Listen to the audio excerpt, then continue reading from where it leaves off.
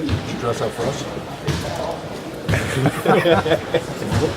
Well, obviously, we're in a good position as an organization. Happy to be back. I just got back like 11, 12 days ago. Our gym has been really good all summer. And so we're excited about that, the growth of our team. Anthony's summer, Austin improving, obviously the additions we've made. So we feel really good about where we're going, and just glad to get started. Been planning all summer for this, and just feel like we have a great opportunity to improve, and we're looking forward to that. Knock on wood, barring injury, again like it was last year, is there any reason why fans should think the same should be able to have does that have to be the goal with this team? We have a chance to compete just like everybody else, and it doesn't happen just because we talk about it. Obviously, we don't like injuries. Nobody does. You can't control that stuff. But we have a great opportunity to improve and compete. That's what we're looking forward to. What do you like about this roster that makes you feel better from a year ago at the same time? I mean, what stands out to you? Just having guys healthy. That to me is like a free agent signing. Health. Just having Ryan back and having him in the gym, watching him work out the last 10 days has been pretty cool. Getting Omer is a big deal, especially in the West where you need an anchor center like him to be able to be pretty good on defense, rebounding the ball, and play one-on-one defense against some of the really good centers in the West and the league. And, we have some guys who have a bit more experience, not just in games, but in different locker rooms. John Salmons fits that bill. And then just having our guys in the gym all summer. A number of our guys have improved, so we're excited about that. Can you talk about how Tyreke's injury affects your preparations during preseason and compare it to last season at this time when he got hurt in the first preseason game? It's an injury. It's you can't be mad at the guy. He got hurt playing, but it does affect the way that we go about practicing because he was going to be in a certain group. But I'm used to it. I mean, this is a part of coaching. We certainly have had a number of injuries here, but he hurt himself playing, and you can't be mad about that. You seemed adamant at the end of last year that Tyreke was not a small forward. Yeah. Has anything happened in the several months since then that changed your mind and think that he might be able to be a small forward? I don't think he's a small forward, but he may be able to play in that position, to play against small forwards. You're trying to trick me already. I just think he's a really good player. Obviously, try to figure out ways to get him on the floor as much as you can. Having Omer and AD on the floor can ease some of that pain of having Tyreke go against small forwards who are 6'8", 6'9", and some even 6'10". That puts him in a difficult spot, and that's what I was trying to avoid, was putting him in spots where he was going to fail trying to play the small forward. At the same time, you listen to other people that you trust. Talk to the players, and you go over certain ideas that may work, may not work. We just got to figure it out in camp. Unfortunately, we may not get that opportunity because he's going to be out. His being out maybe into the season, how does that change the way your lineup and your rotation goes? And does it put pressure on anybody in particular to step? I don't know if pressure is the right word, but how does it change things for the rest of the team? I'm not sure if it puts pressure on anyone. We're looking for somebody to step up anyway and be a small forward complement in the rotation. So I think that's good pressure. You want to be in a position where you have a chance to gain minutes. So it affects the way we practice and the way we are going to do our rotations in the preseason games.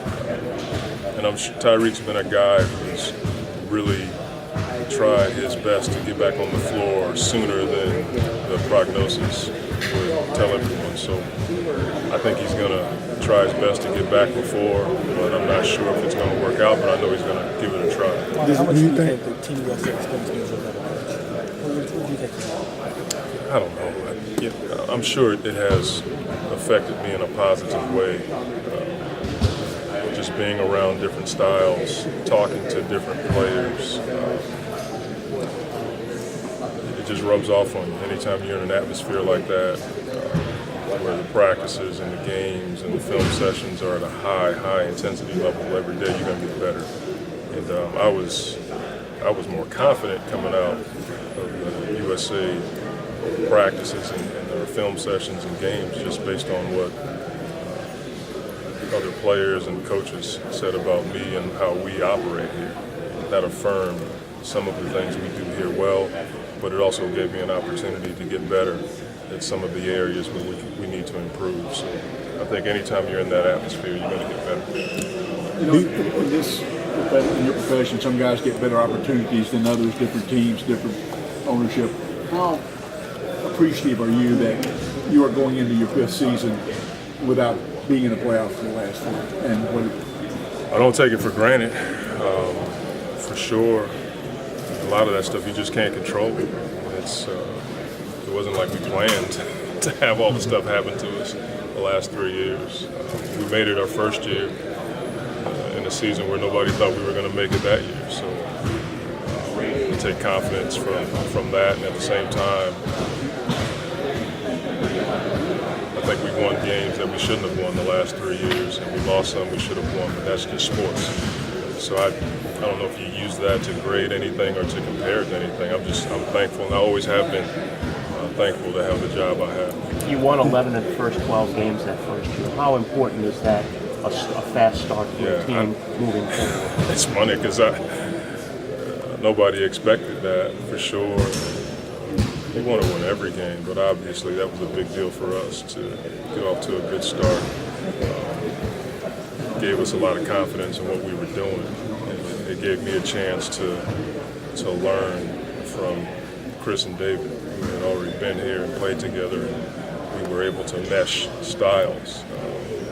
We're going to try to do the same thing. We have a few guys that are going to be a big part of what we do, and they're going to fit into what we do nicely. At the same time, we still have our absolutes that we're not going to give on. But it'd be great to get off to a good start. Is that critical towards a playoff push? No, I mean, it can't be. I mean, Toronto, I don't think they got off to a great start last year. They made the trade. They made the playoffs. I just think you have to be consistent throughout the year. You can't have long losing streaks, obviously, if you want to be a good team. But there's a number of things that have to happen. One is health, for sure, and then we just got to play consistently better and get better at the areas we weren't as good last year. Our defense was down last year by the numbers. I thought we got better as the year wore on, but there's a number of things that have to happen to be a playoff team. Monty, do you worry about people saying that the clock needs to be ticking on this machine here? That, this needs to be the year, something needs to happen positive for this franchise, or I may be time for a change. Do you worry about that talk? No. Do you think Anthony Davis has become better at managing himself when playing in foul trouble? It's something we've talked about this year. Obviously, we were 29th in fouls last year, so we have to get better at that as a team. And a lot of it is just IQ. A number of our guys didn't know foul situations when they came into the game, so they come in and put teams on the free throw line, which means you're playing against a set defense. So it's not just Anthony, it's a team thing for us. Is it a particular defensive number? Is it a particular defensive area where you think you have to have improvement this year? Rebounding, for sure, and rebounding percentage, and our rating has to go up. Points per game, they all have to improve for us to be a good team. Monty, could Brian be a guy you look at the three during preseason? I'm not sure about that. I think in certain situations, yeah, depending on that guy, I would hate to put Ryan out there against a mobile three or a quicker guy. But I think at times you can go zone and try to get him on the floor. The coaches and I have talked about that a number of times this summer, just just trying to figure out ways to keep those guys on the floor. What do you do in training camp with Ryan? Do you bring him along slowly? Is he full goal to do? I mean, how do you? What's your plan to go about with him? So, We were going to bring guys along slowly anyway, the guys who were coming back from injury. The last thing we want to do is throw them into a camp setting and push them too hard. No matter how you slice it, you can't replicate camp in the summertime. So with Drew and Ryan, for sure, we want to make sure that we do what's right by them as far as the workload is concerned. As far as lineups, rotations, and options, do you feel this year's roster that you have more of those than you had in the past? Yeah, I do. I think having Omer gives us the ability to stay big because AD can play against a number of forwards. He can play against stretch fours. He can play against prototype small forwards. Tyreke, gives you the ability to play a little bit smaller and quicker. But we have to be good on the defensive end for that lineup to work. And, Drew can play some off guard as well. Austin's going to be more off the ball this year. And we'll see with the rest of the guys. Thank you, Coach. Yep, thank you.